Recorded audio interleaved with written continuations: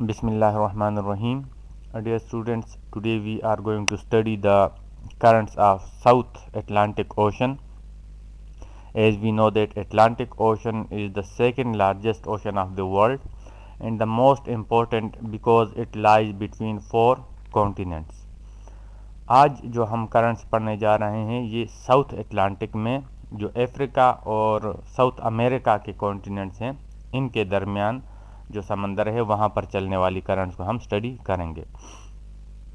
सबसे पहली जो करंट है जिसे आज हमने स्टडी करना है वो ये वाली है। इसको हम कहते हैं साउथ अटलांटिक इक्वेटोरियल करंट।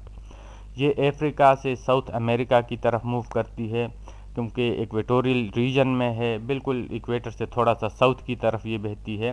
तो ये एक वार्म वाटर करंट है, गर्म पानी की करंट है।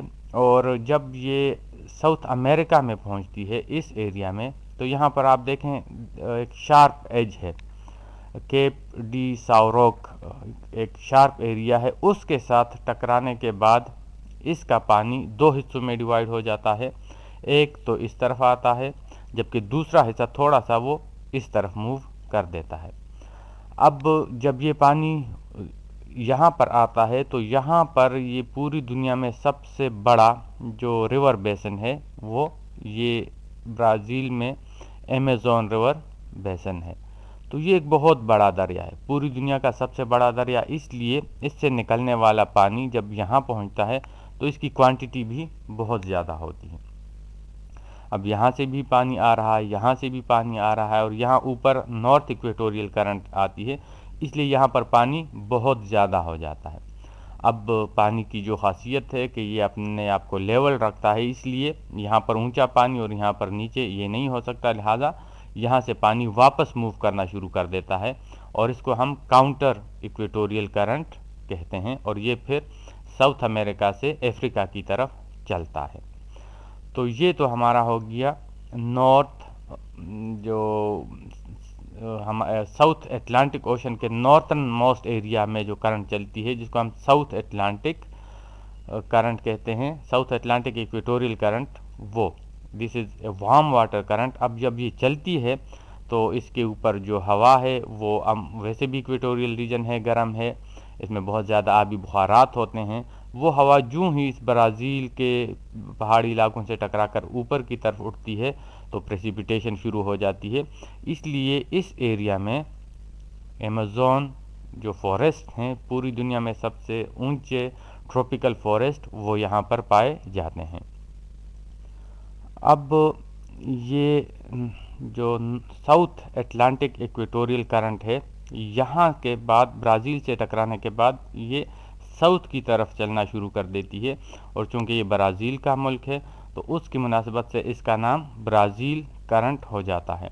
ये एक वार्म वाटर करंट है, तो यहाँ पर के लोगों के लिए इसकी जो हवा आती है वो भी गर्म हवाएं होती हैं जो उनके लिए खुशगवार रहती है। उनके जो इंतहाई सर्दी का मौसम होता है तो वो इतना ज़्यादा इंटेंस नहीं होता इस वार्म वाटर करंट की वजह से। फिर जब ये करंट यहाँ पर पहुँचती है तो साउथ की तरफ से एक फाकलैंड करंट यहाँ पर, फाकलैंड का ये जो जजीरा है इसके साथ गुजरते हुए यहाँ तक पहुँचती है। एक तरफ से गर्म करंट आ रही है, दूसरी तरफ से ठंडी करंट आ रही है।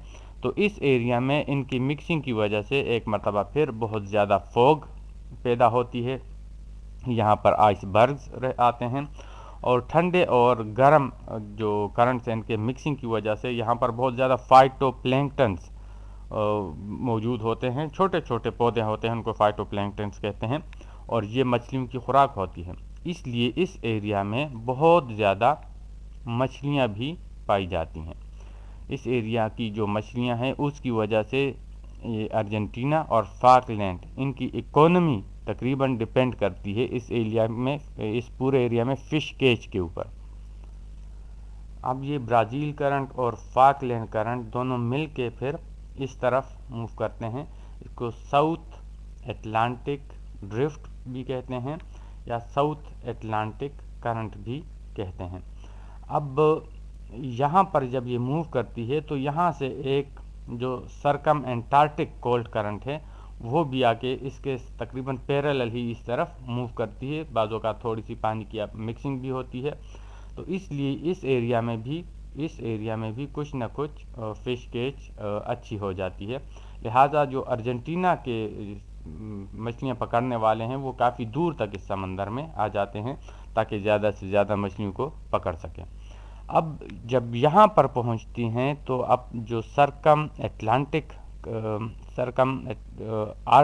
انٹارکٹک کرنٹ ہے وہ تو اپنے راستے اس طرف موو کرتی ہے، جبکہ یہ والی کرنٹ یہاں پر افریقہ کی طرف موو کر دیتی ہے، اور یہاں پر ایک شہر ہے انگولا کا، پورٹ سٹی ہے، اس کا نام ہے بینگویلا، اس کی وجہ سے اس کرنٹ کا نام پڑ گیا ہے بینگویلا کرنٹ۔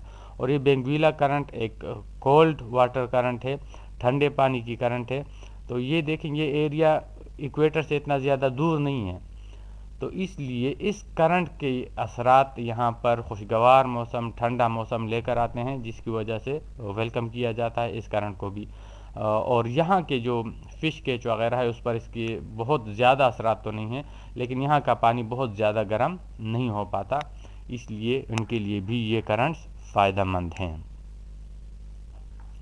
آخر میں ہم ایک مرتبہ پھر ان سارے کرنٹس کو ریوائز کرتے ہیں۔ ساؤتھ اٹلانٹک ایکویٹوریل کرنٹ، یہ والی وارم واٹر کرنٹ ہے۔ برازیلین کرنٹ، یہ والی جو برازیل کے ساتھ ہی موو کرتی ہے، یہ بھی ایک وارم واٹر کرنٹ ہے۔ فارک لینڈ کرنٹ، یہ ایک ٹھنڈے پانی کی کرنٹ ہے۔ پھر یہاں پر ساؤتھ اٹلانٹک ڈرفٹ، یہاں پر پہنچتے پہنچتے اس پانی کا ٹیمپریچر بھی کم ہو جاتا ہے، ساتھ میں فارک لینڈ کی کولڈ کرنٹ شامل ہو جاتی ہے۔ پھر اس طرف سے جو سرکم انٹارکٹک کرنٹ ہے اس کی وجہ سے بھی اس کا ٹیمپریچر کم ہو جاتا ہے، لہٰذا یہ ایک کولڈ واٹر کرنٹ ہے، ساؤتھ اٹلانٹک ڈرفٹ۔ پھر افریقہ کی طرف جب یہ موو کرتی ہے تو دس از نون ایز بینگویلا کرنٹ، اور یہاں پر بھی یہ ایک کولڈ واٹر کرنٹ ہے۔ اور اس طریقے سے جو ساؤتھ اٹلانٹک اوشن کا جو گائر ہے جو کہ اینٹی کلاک وائز ڈائریکشن میں موو کرتا ہے وہ یہاں پر پورا ہو جاتا ہے۔ جو گول ڈائریکشن میں کرنٹس موو کرتی ہیں، ہم نے شروع میں پڑھا تھا کہ this is known as gyre, so this one is South Atlantic gyre which flows in anticlockwise direction. تو انشاءاللہ ہم نیکسٹ کلاس میں اپنا پیسیفک اوشن کے کرنٹس کو پڑھیں گے۔